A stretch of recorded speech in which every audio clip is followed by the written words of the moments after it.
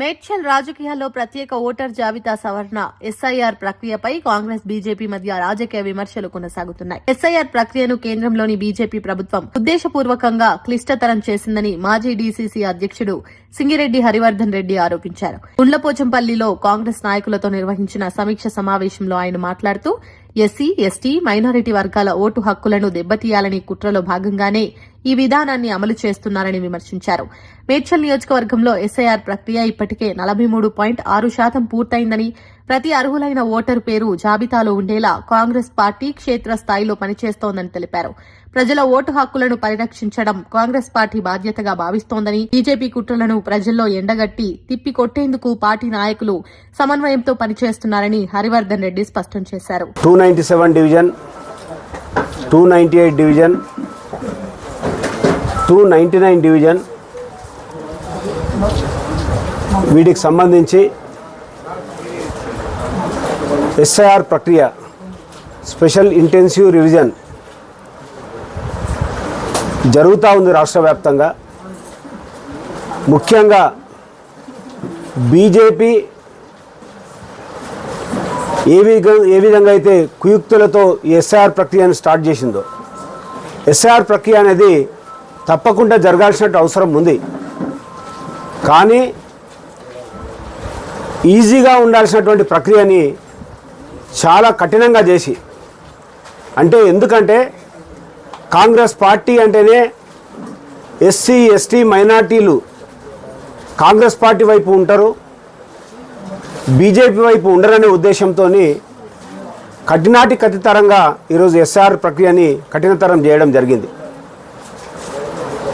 ఎందుకంటే BJP SC, ST, మైనార్టీలు ఓటుగా మలుచుకోకపోతే కాంగ్రెస్ పార్టీకి ఓటు బ్యాంక్ అయినటువంటి ఎస్సీ, ఎస్టీ, మైనార్టీల యొక్క ఓటును తగ్గించినట్టయితే మళ్ళీ వాళ్ళు అధికారంలోకి రావడానికి వాళ్ళు ఒక రకమైనటువంటి చట్ట పరిధిలో ఉన్నటువంటి చట్టాన్ని కూడా వాళ్ళు ఈరోజు వాళ్ళ చేతిలోకి తీసుకోవడం జరుగుతూ ఉంది.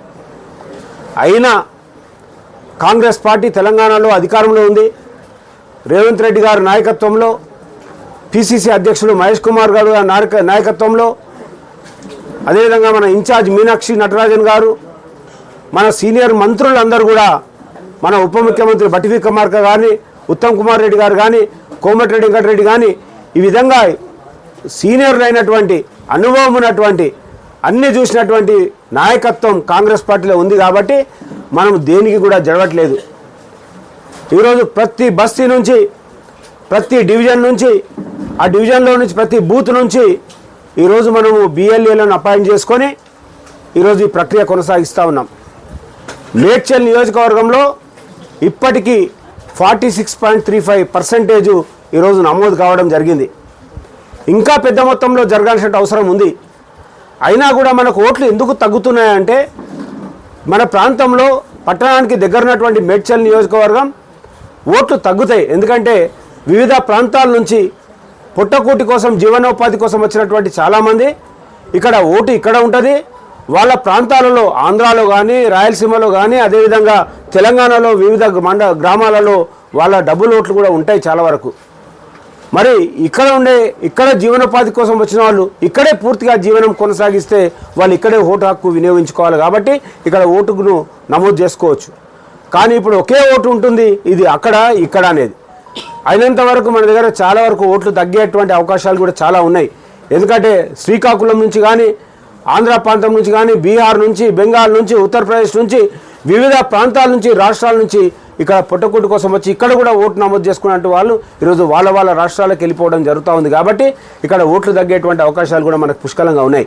కానీ మన బిఎల్ఏలు కానీ, మన డివిజన్ అధ్యక్షులు, నలుగురు అధ్యక్షులు మనకు ఇన్ఛార్జిగా ఈరోజు ఈ కార్యక్రమాన్ని నడిపేయడానికి మనకు సీనియర్ ఉపాధ్యక్షులు, సీనియర్ నాయకులు, ఎన్ఎస్సీ నుంచి కూడా కాంగ్రెస్ పార్టీతో అనుబంధం ఉన్నటువంటి వ్యక్తి మహేష్ గౌడ్ గారిని, అదేవిధంగా మరి ముత్యాల యాదవ్ గారిని, అదేవిధంగా సీనియర్ నాయకులు మాజీ అధ్యక్షులు శంకర్ గౌడ్ గారిని, అదేవిధంగా కృష్ణారెడ్డి గారిని, వీళ్ళందరినీ కూడా 4 డివిజన్లకు నలుగురిని వేసి వాళ్ళకు అనుబంధంగా కొంతమందిని వేయడం జరిగింది.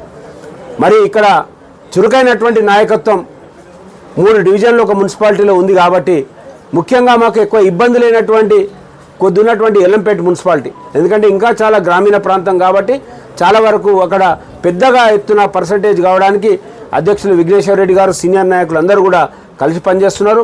మరి ఇక్కడ చాలామంది కాంగ్రెస్ పార్టీలో జిల్లా కమిటీలో ఉన్నటువంటి బాలరెడ్డి కానీ సత్యనారాయణ కానీ ఇట్లా చాలామంది పేర్లు చెప్పుడు పోతే సీనియర్ నాయకులు ఎన్నో పదవులు అలంకరించిన వాళ్ళు మాజీ అధ్యక్షులు శ్రీనివాసరెడ్డి గారు కానీ ఇట్లా చెప్పుకుంటూ పోతే చాలామంది ఉన్నారు. మరి ఈరోజు ఈ ప్రాంతంలో చాలా పెద్ద ఎత్తున అధ్యక్షులు ఇంట్రెస్ట్ తీసుకున్నారు. కొత్తగా అయినటువంటి అధ్యక్షులు అందరూ కూడా సురేందర్ ముదిరాజు, చాపరాజు, అదేవిధంగా విఘ్నేశ్వర్ రెడ్డి, మల్లేష్ గౌడ్, మరి వీళ్ళ నలుగురు అధ్యక్షులు కూడా అందరినీ సమన్వయం చేసుకుంటూ అందరు సీనియర్ నాయకులను సమన్వయం చేసుకుంటూ ఇన్ఛార్జ్గా వచ్చినటువంటి వాళ్ళు కూడా కట్టుబడి పార్టీ కోసం పనిచేసేటువంటి వాళ్ళు పట్టుదల ఉన్నటువంటి వారి నాయకులను ఈరోజు చేయడం జరిగింది. కానీ మాకు ఇక్కడ కనిపిస్తుంది ఏంటంటే కాంగ్రెస్ పార్టీలో ఉన్నటువంటి బిఎల్ఎల్లా మాత్రమే, కాంగ్రెస్ పార్టీలో ఉన్నటువంటి నాయకులు మాత్రమే చురుకుగా పనిచేస్తున్నారు. బీఆర్ఎస్ కానీ బీజేపీ కానీ ఎవరు కూడా పనిచేస్తలేరు. మా వాళ్ళే పనిచేస్తున్నారు. ఖచ్చితంగా దీన్ని నిజమైనటువంటి ఓటర్ను వీళ్ళు మా వాళ్ళు గుర్తించి నమోదు చేపిస్తారు. మరి బీజేపీ ఏ విధంగా అయితే కుయుక్తులు పని ఏ విధంగా అయితే వాళ్ళు గెలవాలనుకొని చూస్తున్నారో దానికి తెలంగాణలో వాళ్ళ పప్పులు ఉడికాయని తెలియజేస్తూ మరి ఈ కార్యక్రమాన్ని మా రేవంత్ రెడ్డి గారు చాలా పెద్ద ఎత్తున తీసుకున్నారు. మా మహేష్ గౌడ్ గారు కూడా ఎవ్వరు కూడా ఈరోజు ఎవరి సీట్లలో వాళ్ళు లేరు, వాళ్ళంతా ప్రజలలోనే ఉన్నారు. దీన్ని పెద్ద ఎత్తున ఈ యొక్క మేడ్చల్ నియోజకవర్గంలో పెద్ద ఎత్తున దీన్ని పొడిగిస్తాం, కంటిన్యూ చేస్తాం. జంగా యాదవ్ గారి నాయకత్వంలో, మా సుధీర్ రెడ్డి గారి నాయకత్వంలో, నక్క ప్రభాకర్ గౌడ్ గారు, నేను నలుగురం పర్యవేక్షణ చేస్తూ మరి పూర్తి స్థాయిలో దీన్ని అందరినీ సమన్వయం చేస్తూ ముందుకు తీసుకెళ్తాం. మరి దీనికి మా వాళ్ళందరూ కూడా అందరు అభిప్రాయాలు చెప్పారు. వారి అభిప్రాయాలను కూడా పరిగణలోకి తీసుకొని ఈ 3వ తారీఖు దాకా అందరం కూడా ప్రజలలోనే ఉండి నిజమైన ఓటర్లను ఓటుగా నమోదు చేయించి పెద్ద ఎత్తున చేస్తామని సందర్భంగా తెలియజేస్తూ ఇక్కడికి వచ్చినటువంటి పత్రికా